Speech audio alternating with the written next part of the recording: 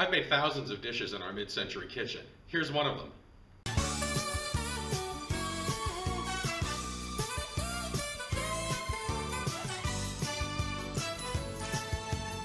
Check out these cans. You know, they look similar, and if you think you've got this in your pantry and are ready to make, anything from lasagna to chicken parm to spaghetti sauce to soup, but you actually have this, you're in a pickle. You know, but home cooking is all about using what you have on hand. So I thought, what if I started out with the building blocks of a good Italian dinner, but swapped in enchilada sauce? We are using a pound of small pasta, in this case cavatappi, a thawed bag of Italian vegetables, tomato paste, a pound of ground beef, and 2 onions. The Mexican touch comes from beef chorizo, about half a pound, frozen corn that's been thawed, olives, and for spices, chili powder and granulated garlic. Let's get our prep work out of the way.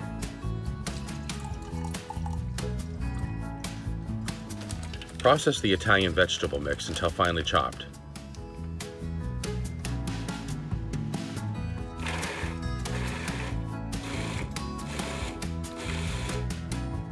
Don't worry about a few bigger pieces.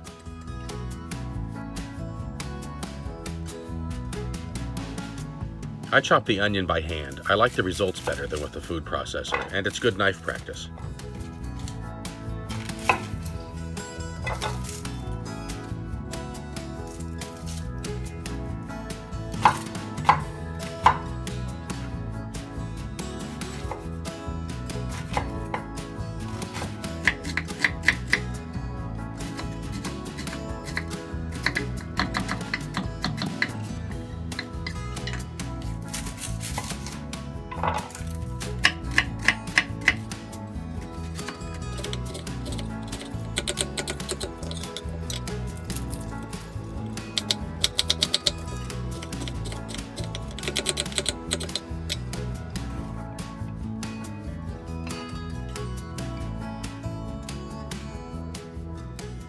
I like ingredients that do 2 jobs for me. That's going to be a theme in a lot of my recipes. This dish has 3 such instances of that. First, after we brown the meat, there'll be enough spice-infused fat in the skillet to give the vegetables a great head start. Second, we'll be dividing the onions and using half of them well cooked and tender, and the other half crunchy and almost raw. And third, there's enough sodium in canned enchilada sauce that we won't need to add any salt to this dish, except to the pasta water. I'm working with a very large pot, big enough to pour the pasta into later. Now I'm going to brown the ground beef. You see a lot of people brown ground beef by dumping the entire carton into the skillet and then hacking away at it with a wooden spoon. But you know, only the meat that touches the skillet gets brown. The rest just sort of steams, and you end up with something that looks more like gray worms than a dark browned meat. Instead, how I brown meat is I make patties.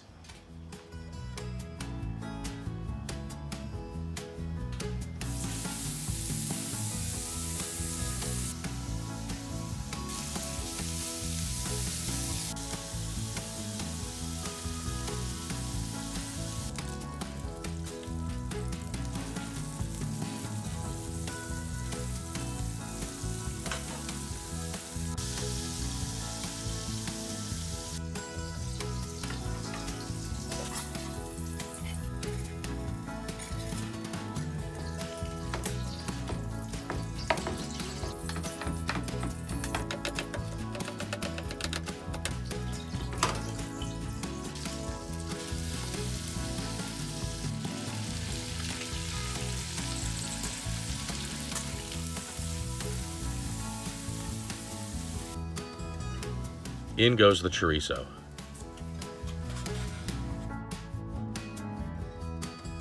This variety is so finely ground that it doesn't take more than a minute or 2 to cook. Meanwhile, bring a large pot of water to a boil. Remove the meat to a bowl.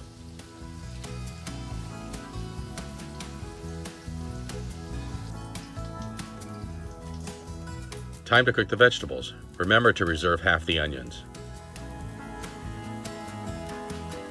All these vegetables will boost the nutrition of the dish, yet disappear into it. No need for a vegetable side dish with my Enchi-licious pasta.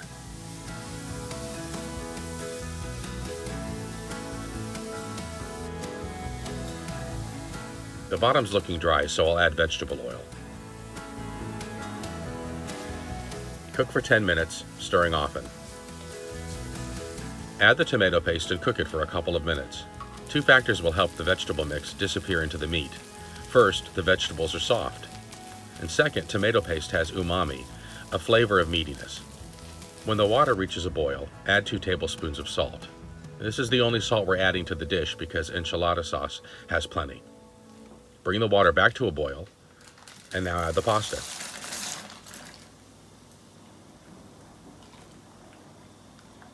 Return the meat to the skillet. See how it all looks like meat now? This is the meatloaf principle. The extender, in this case all those healthy vegetables, become part of the meat.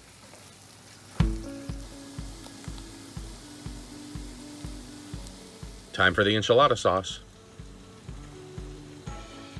An acidic sauce like this is perfect for deglazing a pan. It lifts up all those delicious cooked on brown bits and makes cleanup a cinch.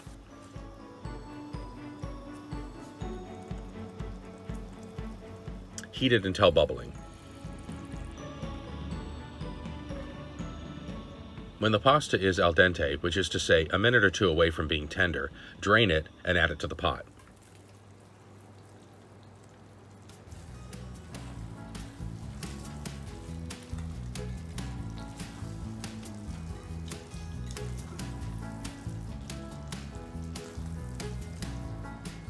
You thought we forgot about the corn? No way, that's a key flavor to enchiladas. But corn takes no time to warm up, so you don't need to add it until now.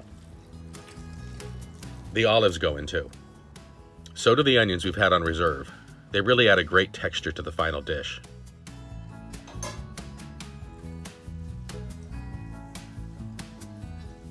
Keep cooking everything for 2 more minutes. The al dente pasta will now become tender as it absorbs the sauce. Serve with layers of cheddar cheese. Encountering pockets of cheese makes this dish taste even more like enchiladas.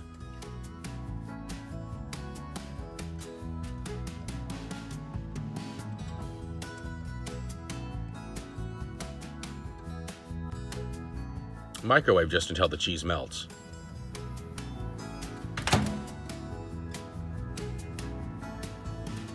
From our kitchen to yours, this pasta is Enchi-licious. It's a super dinner and great as leftovers. When you're packing the leftovers, don't forget to layer in the cheddar cheese. This dish freezes beautifully too. Thanks for watching, and please tap subscribe if you're into this sort of thing.